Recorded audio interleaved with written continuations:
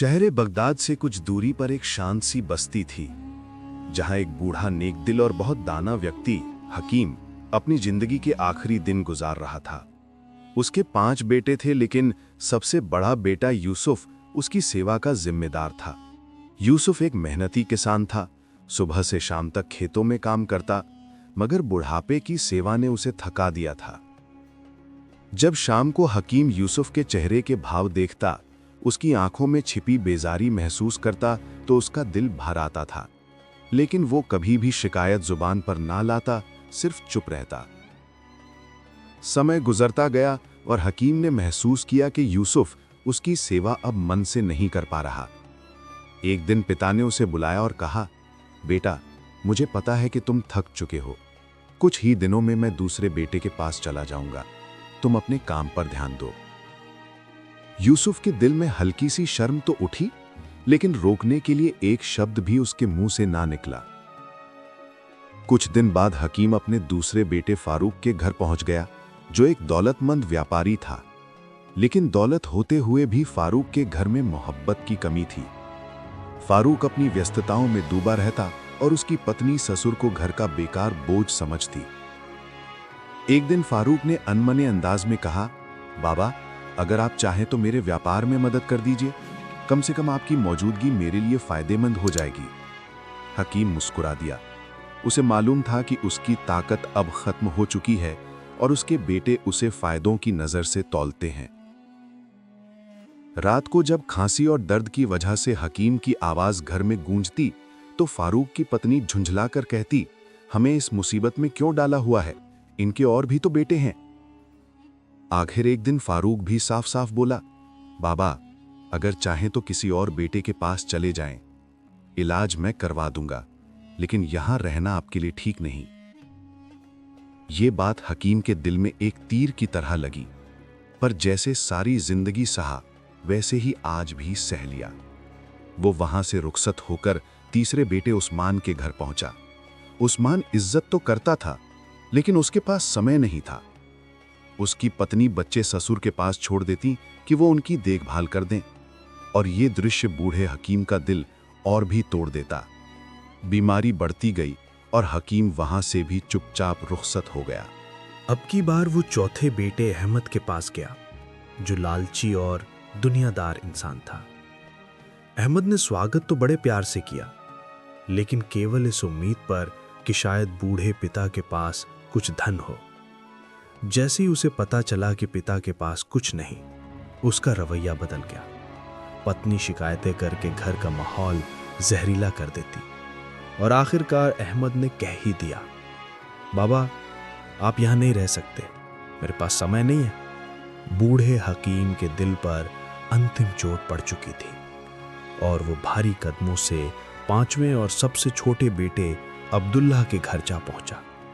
अब्दुल्ला, जो सबसे गरीब था, सबसे कमजोर था, लेकिन दिल का सबसे बड़ा था। वो मजदूरी करके घर चलाता, मगर पिता के लिए दवाई जरूर खरीदता। उसकी पत्नी भी सेवा भाव और सुशील थी। हकीम ने कई वर्षों बाद पहली बार चैन महसूस किया। धीरे धीरे उसकी आंखों में वो प्यार लौट आया जो बड़े बेटों ने छीन लिया था। समय बीतता गया। बूढ़ा हकीम अब्दुल्ला के घर ही अपने आखिरी दिन गुजारने लगा। एक दिन जब बीमारी ने उसे पूरी तरह गिरा दिया, उसने अब्दुल्ला को पास बुलाया। कमजोर आवाज में कहा, बेटा, मेरी सांसें पूरी होने वाली हैं। तुमने मेरा दिल जीत लिया। अल्लाह तुम्हें बहुत खुश रखे। अब्दुल्ला की आंखों से आंसू बहने लगे। बाबा, हमें छोड़कर मत जाइए। हकीम ने मुस्कुरा कर कहा, बेटा, एक आखिरी अमानत तुम्हारे सुपुर्द है। मेरे मरने के बाद बगदाद की फला गली में जाबिर नाम के आदमी के पास जाना, उसे मेरा नाम बताना।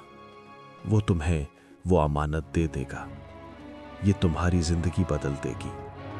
और याद रखना, ये सिर्फ तुम्हारे लिए है, बाकी भाइयों को कुछ नहीं देना।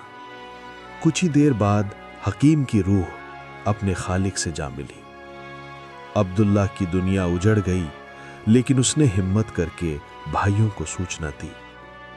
वो सब जनाजे में आए, वही भाई जिन्हें कभी पिता की सांसें तक बोझ लगती थी।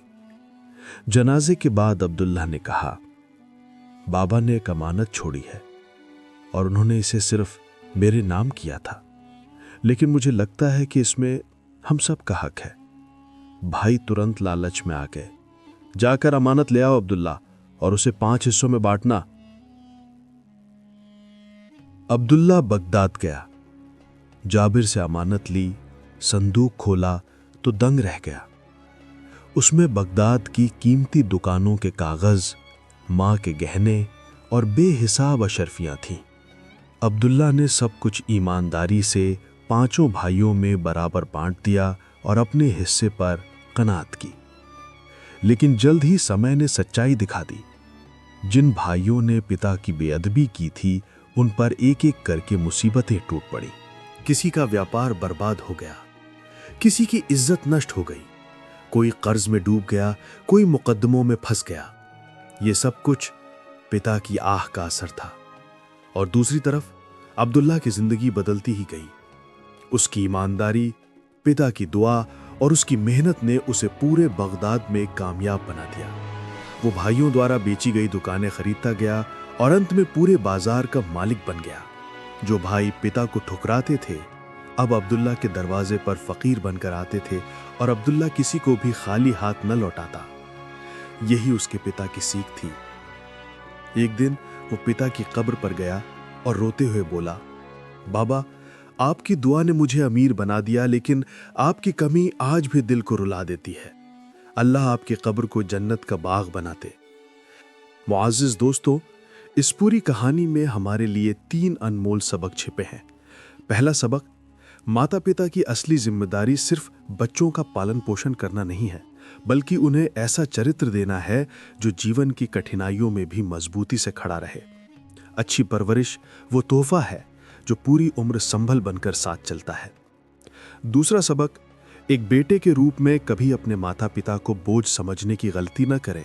जिंदगी का पहिया हमेशा घूमता रहता है। आज वो आपके सहारे के मोहताज हैं, कल आप भी उसी जगह खड़े हो सकते हैं। मोहब्बत और सम्मान ही घर की नींव को मजबूत रखते हैं। तीसरा सबक, माता पिता के साथ प्यार, इज्जत और नरमी से पेश आना इंसान की दुनिया भी संवार देता है और आखिरत भी। बाप चाहे कमजोर हो, बीमार हो, चुप हो या बूढ़ा, उसकी सेवा बेटे का फर्ज है, क्योंकि पिता की दुआ वो खजाना है जिसकी बरकत इंसान की पूरी जिंदगी बदल देती है। दोस्तों, उम्मीद है कि ये कहानी आपके दिल को छू गई होगी और आपने इसमें छिपी नसीहतों को महसूस किया होगा। अगर आपको इस तरह की प्रभावशाली और सीख देने वाली पुरानी कहानियां पसंद आती हैं, तो हमारे चैनल सच्ची सोच टीवी को जरूर सब्सक्राइब करें। वीडियो को लाइक कीजिए और इसे अपने दोस्तों के साथ जरूर शेयर करें। और हाँ, इस घटना के बारे में अपनी कीमती राय कमेंट्स में लिखें। आपकी राय हमारे लिए बहुत महत्वपूर्ण है।